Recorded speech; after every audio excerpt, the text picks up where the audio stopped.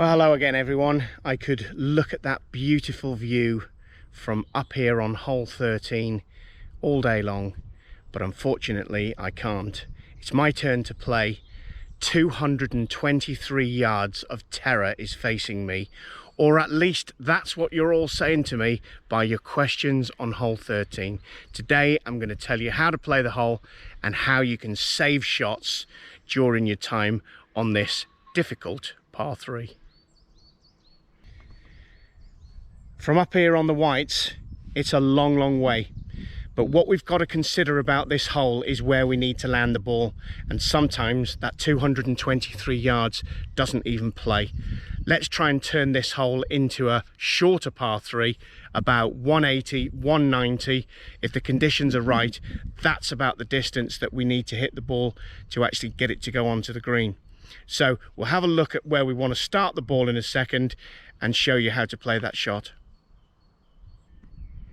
For most of you up here on the back tee, you're either playing in one of the main club competitions, or these are your chosen tees because you have a handicap that's suitable for playing off the white tees most of the time. In that situation there, you're going to be reaching into the bag for a 4-iron, a 3-iron, or possibly a hybrid.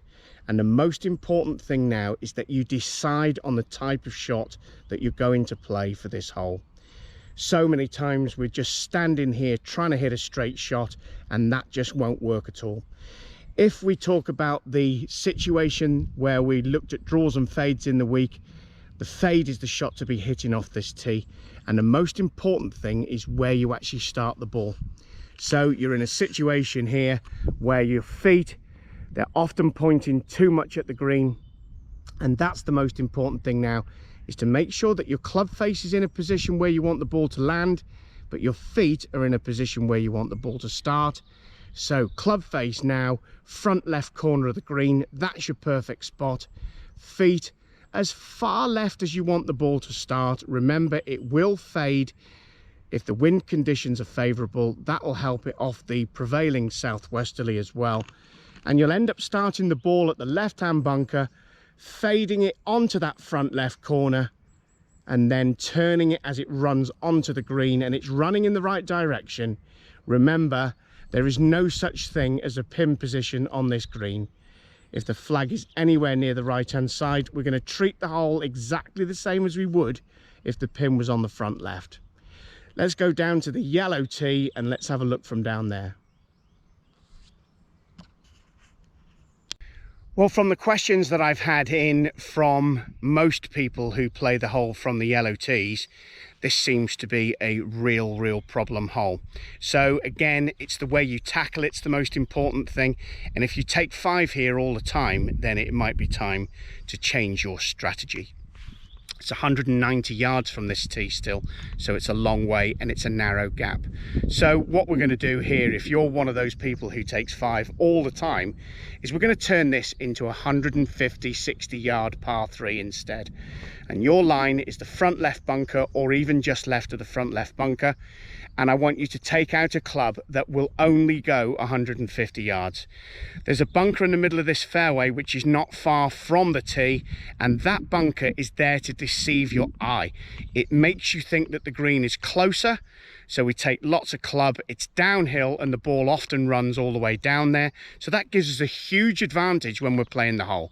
So let's not think about the right hand side at all. Let's think more about the way that we're going to try to play the hole, and always give ourselves a putt for a 3.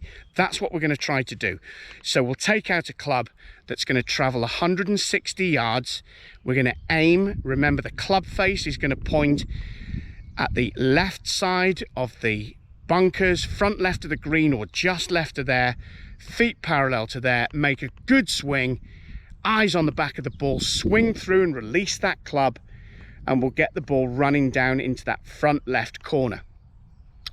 If you want to take the shot on from here and you're brave enough to take enough club to get yourself onto the green, and it seems a daft thing to say, it's a par 3, we should be getting the ball on the green, but it needs the right type of shot. So why don't you try hitting the shot that I've actually asked the better players to play from the back tee? Point the club face at where you want the ball to land, point your feet at where you want the ball to start. Start it down the left, hit a nice fade, and you can learn that shot on the range as you're practicing. But that's the way to approach it.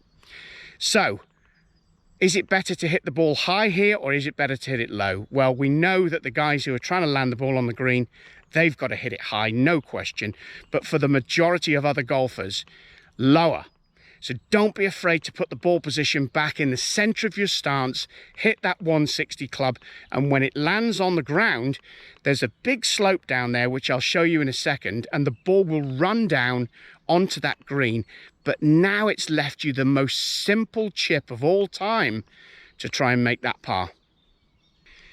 Well, we're here right in front of the fairway bunker that's 122 yards from the yellow tee to the face of this bunker, just 122 yards. So you only need to hit it past 122 yards, and then you're going to leave yourself a simple shot to the green. If you're having major problems making 5 all the time, or you're having calamities with the fade and it's going down the hill all the time, so lost balls and all the rest of it. So just remember this, it's 122 yards to bunker. And what I'm going to do now is I'm going to walk you down to the area which is safe for you to land your ball. So whether it be the white tees or the yellows, let's work out the yardages from this. So let's have a look at the bunker first. So the face of this bunker is 122 yards from the tee for you to carry. But if you look at the right-hand side of the bunker, it slopes down there to the right-hand side, and you're going to end up in a bunker. So there's no point landing it here. So let's go to the front of the bunker now.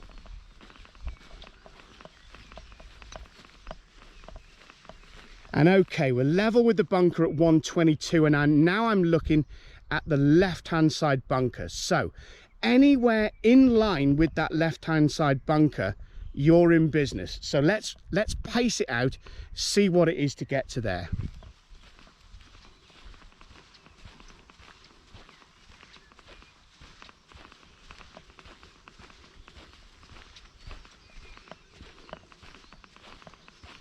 Okay, so 22 yards more from where I am now, so 144 yards from the yellow tee gets you onto the downslope that's going to kick your ball to the front of the green. So 144, consider that. So that we're on 22, let's carry on.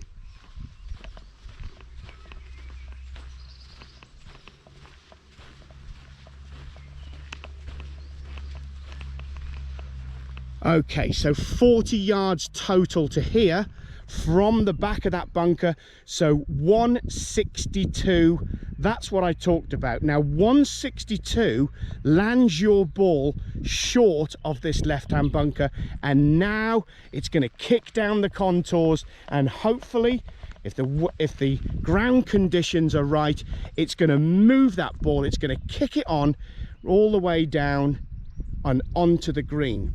If it's soft down here, it doesn't really matter. You can take your medicine, because what we'll do from here is play an entirely different shot, and I'll show you how to do that now. Chipping with your hybrid from this position just in front of the green will save you so many shots. It's generally very tight. Take a wedge out, stub the wedge into the ground. Some people even take sand wedges out, and those sand wedges, remember, with the big bounce angles, the bounce hits the ground first, clip the ball, thin it through the back, big trouble. So your hybrid is a club which has a very neutral center of gravity, and that neutral center of gravity means that it doesn't provide your shot with any spin. So when you actually contact the ball, it will help it to roll over in a forwards motion rather than help it to stop. So we're going to play this hybrid shot now, and when you get good at this, you'll make par here every time. So we've got to that right position off the tee, and here we are. I'm going to take the hybrid and I'm going to hold it as far down the handle as I can without going on to the actual graphite of the shaft in this position. I'm going to get my feet nice and close together with my weight a little bit on my left knee, and all I'm going to do is I'm going to use my shoulders like I would with a putt. And I'm just going to allow my shoulders to rock backwards and forwards, and the golf club just brushes along the ground. And that's all I'm going to try and get myself to do, just brush that club along the ground. Now clearly the more speed that I'm using in that rotation, and this is like our chipping exercise, because we're going to try to get the club and the shoulders working at the same pace so that we don't create an extra load of energy in the hands, and that means that we're making a really smooth swing with our shoulders dominating or dictating the actual speed that the club travels.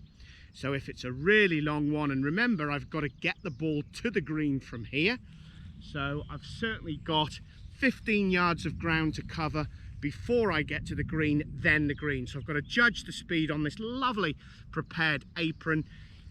Then the green itself, it runs a little bit away from me, a little bit from right to left, and I'm going to get the ball into position, make my backswing with my shoulders, strike it through, off the ball goes. It's running down onto the green now and running towards the hole. There's nothing to stop this running, and if you practice with this hybrid, especially for hole 13 approach, you're going to really find yourself in a much better situation, much closer to the hole when you're trying to make that par. Well, I certainly hope you've enjoyed that rundown of hole 13. I'm on the green now. The green's fairly flat, but it does have a few contours to it that run from front to back, but I'm sure you can work all of those out now. I've been through the bunker series this week as well, so you'll definitely have been able to have a look at that and help you with the bunker shots. Key things on this hole: trust your swing, aim down the left, take a club that lands in the right place if you're not going to the green, and remember, you've got 160 yards of perfect ground to work with that will kick the ball onto this green or down towards this green, that will then leave you that nice little hybrid shot that you can run down towards any pin position, and you can play that shot from any position on that approach onto this green. Hope you've enjoyed the rundown of hole 13. I won't thank an individual person because I had so many questions about this hole from so many people. So I hope you've picked up some tips that help you play the hole better in the future. Thanks for watching, and I'll see you guys tomorrow.